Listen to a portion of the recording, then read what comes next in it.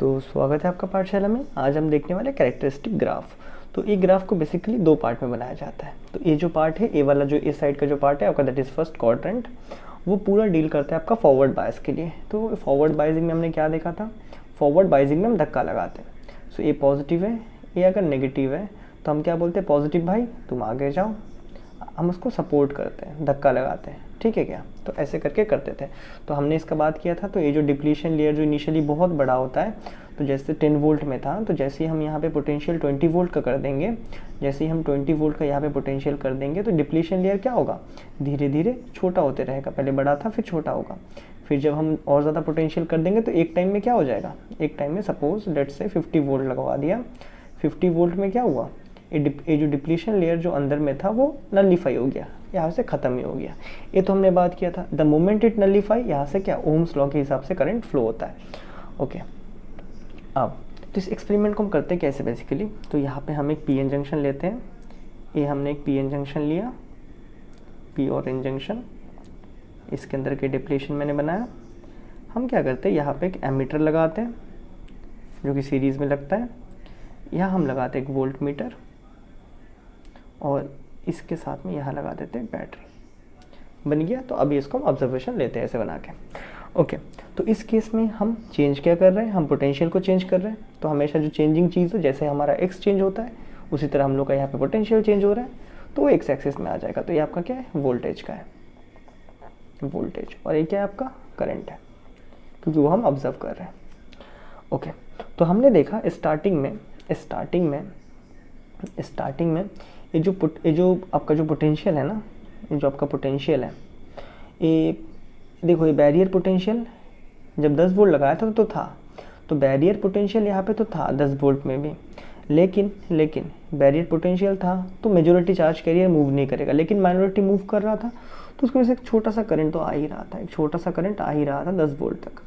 उसके बाद हमने देखा ए है, तो यहाँ पे भी छोटा सा करंट क्रिएट हो रहा था 10 वोल्ट की वजह से, 20 वोल्ट की वजह से। उसके बाद जब मैंने 500 लगाया तो हमने देखा ऐसे डिप्लेशन लेयर ही गायब हो गया। तो जैसे ही डिप्लेशन लेयर गायब हो गया तो यहाँ पे ओम्स लॉ के हिसाब से करंट कंटिन्यूस आ रहा है। तो इम्पॉर्टेंट है यहाँ पे जिस मोमेंट में डिप्लेशन लेयर गायब हुआ, दैट इज 50 वोल्ट में, तो इसको हम क्या बोलते हैं, कट इन वोल्टेज कहते हैं, कट इन वोल्टेज। अभी इसका एक और नाम भी है, इसका एक और नाम है कट इन वोल्टेज का, दैट इज नी वोल्टेज। अभी पहला बात, आधा तरह बच्चों को समझ नहीं आता इसे नी वोल्टेज कहते क्यों है। अभी मैं एक डायग्राम बनाता हूँ तुम्हारे लिए, तुम्हें देख के अभी तुम्हें समझ आएगा। नी का मतलब तो पता है ना, घुटना होता है ना, नहीं क्या, नी का मतलब सबको पता है, घुटना होता है।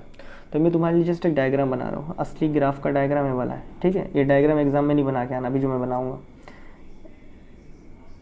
इसे नी क्यों कहते हैं, ज़रा देखो ज़रा,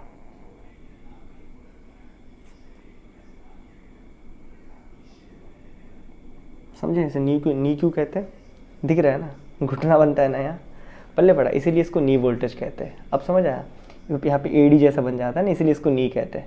नहीं, ए वाला पार्ट नहीं बनाना, गलती से एग्जाम में नहीं बनाना, ठीक है। बस मैं तुम लोग को दिखाने के लिए बनाया कि ये क्यों इसको नी वोल्टेज कहते हैं, इसलिए इसको नी वोल्टेज कहते हैं। ये है इसका असली ग्राफ ऐसा करके, और ये जो वोल्टेज है इसको नी वोल्टेज भी कहते हैं। तो इसका इंपॉर्टेंस क्या है, नी वोल्टेज या cut in voltage, at this potential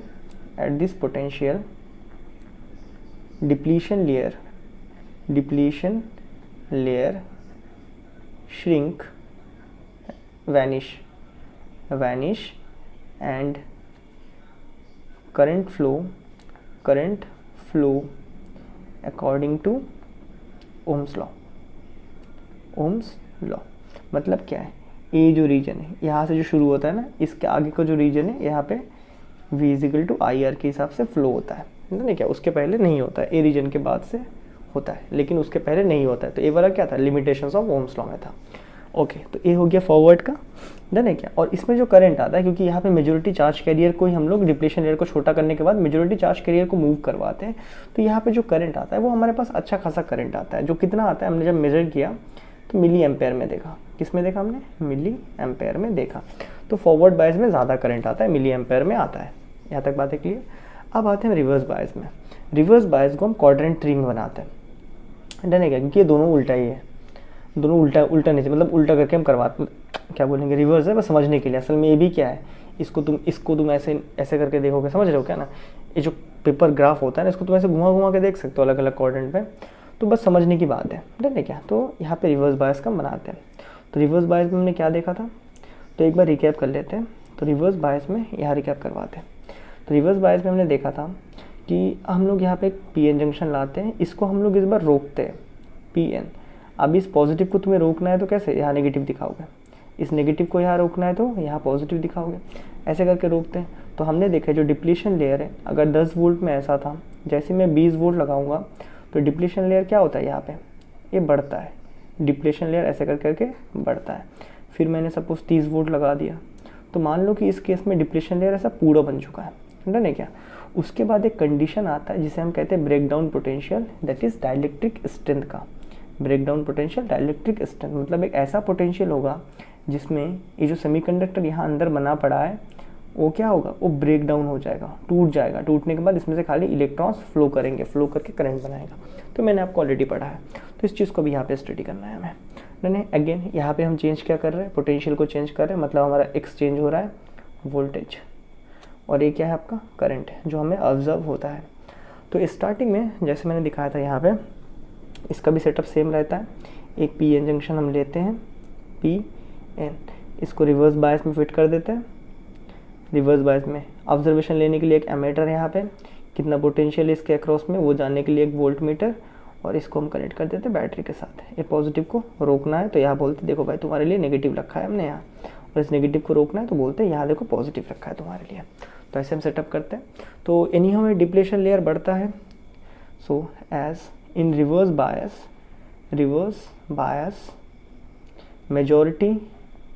majority charge carrier do not move, लेकिन फॉरवर्ड में तो मूव कर रहा था तो ज़्यादा करंट आ रहा था। रिवर्स बायस में majority charge carrier do not move, लेकिन but due to movement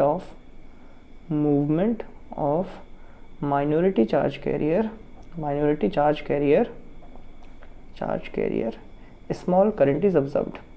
small current क्या होता है, प्रोड्यूस होता है, इज ऑब्जर्व्ड। तो हम वो लिख देते हैं, तो हम क्या बोलते हैं, ओके। तो स्मॉल करंट ऐसे करके दिखा दिया हमने। स्मॉल करंट बना माइनॉरिटी चार्ज कैरियर जितना था उतना ही हो गया। तो उसके बाद क्या है, करंट ना के बराबर बढ़ रहा है, ना क्या, ना के बराबर बढ़ रहा है। क्या बात है, हमें क्लियर होता है। तो ये हमने ग्राफ बनाया, ओके।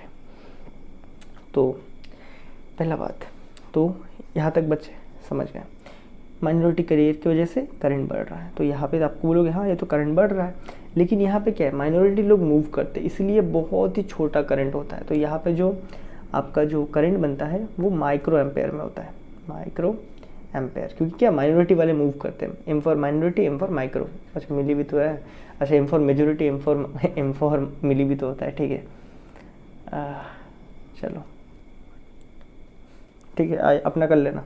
माइक्रो एम्पेयर में आता है, दैट इज़ माइक्रो एम्पेयर। और यहाँ पे क्या आता है, मिली एम्पेयर में, फॉरवर्ड बायस में, क्योंकि यहाँ पे मेजोरिटी वाले मूव कर रहे होते हैं और माइक्रो में माइनॉरिटी वाले मूव कर रहे होते हैं, इसकी वजह से। लेकिन एक पॉइंट ऐसा आता है जब पोटेंशियल इतना हो जाता है कि डाइलेक्ट्रिक स्ट्रेंथ तक पहुंच जाता है। जैसे डाइलेक्ट्रिक पहुंचेगा तो सारा मूव करेंगे, दैट इज सारा बोलने से सारे इलेक्ट्रॉन्स आयनाइज होने के बाद मूव करेंगे, तो वहाँ पे ज़्यादा करंट हमें ऑब्जर्व होता है। तो ये जो पोटेंशियल है, दैट इज, ये मैंने आपको पहले ही बताया था, ये क्या होता है, ये पोटेंशियल जो है ना, इसे हम कहते हैं ब्रेक डाउन पोटेंशियल। और इस ब्रेक डाउन पोटेंशियल में क्या होता है, इस ब्रेक डाउन पोटेंशियल में बेसिकली होता क्या है, इस ब्रेक डाउन पोटेंशियल में क्या होता है, डाइलेक्ट्रिक स्ट्रेंथ ऑफ इंसुलेटर का जो स्ट्रेंथ होता है ना, दैट इज आपका सेमीकंडक्टर का जो स्ट्रेंथ होता है, dielectric strength of semiconductor is broken down, इसको तोड़ दिया जाता है, and the semiconductor become ionised,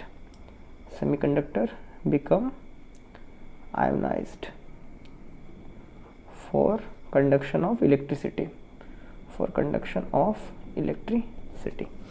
तो पहला बात मैंने आपको पहले ही बताया था, ब्रेक डाउन पोटेंशियल तक हम कोई भी सेमीकंडक्टर को नहीं लेके जाते। एक्सपेरिमेंट के लिए सही है, लेकिन प्रैक्टिकली हम इसे बिल्कुल यूज़ नहीं करते, तो हम बस इसी पार्ट तक यूज़ करते हैं ना। क्या बातें क्लियर है हमें।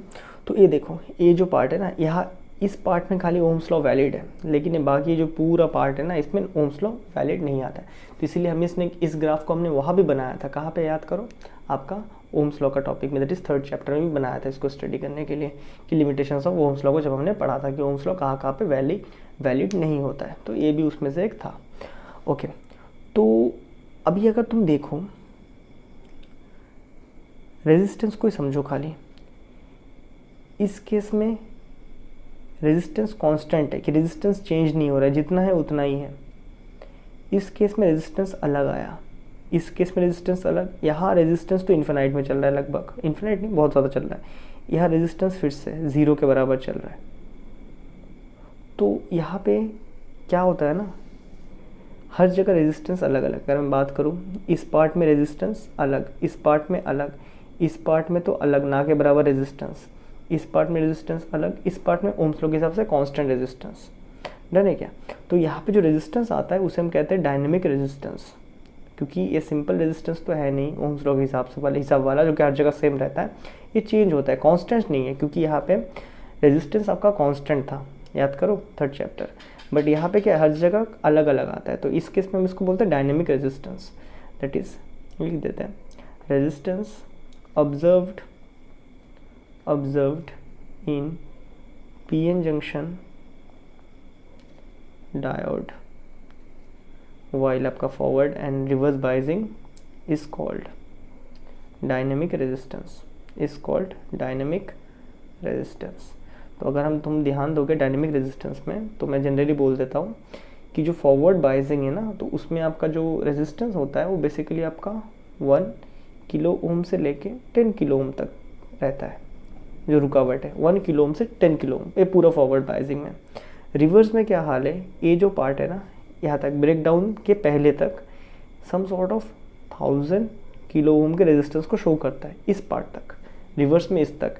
जैसे ही ब्रेक डाउन हो जाएगा तो इस केस में रेजिस्टेंस क्या आ जाता है, लगभग 0 के बराबर आ जाता है। दिख रहा है ना, डायरेक्ट बढ़ रहा है। क्या बातें क्लियर, रोक ही नहीं रहा है। क्या बातें क्लियर है?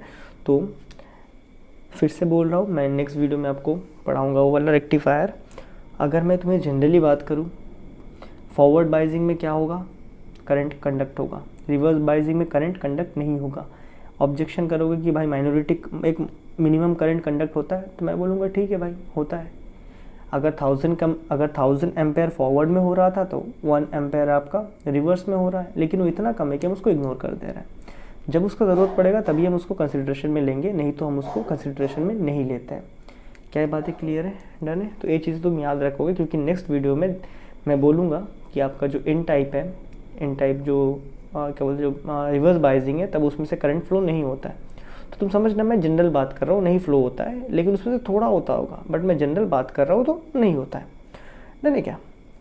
चलो, यहाँ तक बातें क्लियर। तो ये था बेसिकली आपका कैरेक्टरिस्टिक ग्राफ। तो इसको आपने बहुत बढ़िया से स्टडी कर लिया, और कभी भी हम कोई भी सेमीकंडक्टर को ब्रेकडाउन पोटेंशियल तक नहीं पहुँचाते हैं, उसके पहले के रीजन में ही हम रखते हैं। डन है? चलो, तो इसके बाद हम लोग बात करेंगे आपका रेक्टिफायर की। तो तब तक के लिए गुड बाय। अच्छा, एक और चीज़ रहेगी, इसका एक सिंबल भी होता है, पीएन जंक्शन का एक सिंबल भी बनाते हैं।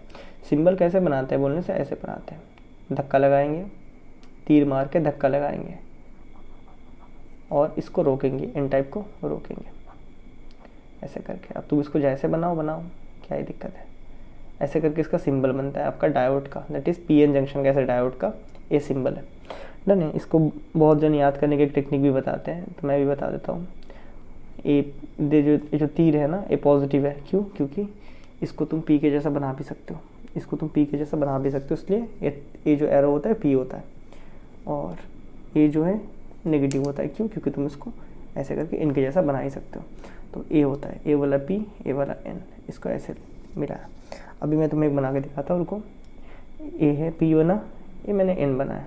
अभी मैंने इसको लगा दिया यहाँ पॉजिटिव के साथ, इसको लगा दिया नेगेटिव के साथ। तो ये क्या कर रहा है, पॉजिटिव इसको धक्का दे रहा है, पॉजिटिव मतलब पी को धक्का दे रहा है, नेगेटिव इस नेगेटिव को धक्का दे रहा है। मतलब क्या है, फॉरवर्ड बाइजिंग में है। ये मैंने रखा, ये मैंने लगाया, ये मैंने लगाया, ये मैंने लगाया, यहाँ मैंने पॉजिटिव को पीछे खींच रहा हूँ, तो यहाँ नेगेटिव लगाऊंगा। ये जो नेगेटिव है इसको मैं पीछे खींचना चाहता हूँ तो मैं यहाँ पॉजिटिव लगवाऊंगा। तो ये क्या बन गया तुम्हारा, रिवर्स बाइजिंग, है क्या। तो ये था बेसिकली छोटा मोटा चीज़। और इसके बाद हम सीधा मिलते हैं रेक्टिफायर में, तो वहाँ हम फुल वेव रेक्टिफायर और हाफ वेव रेक्टिफायर देखेंगे। तो तब तक के लिए गुड बाय।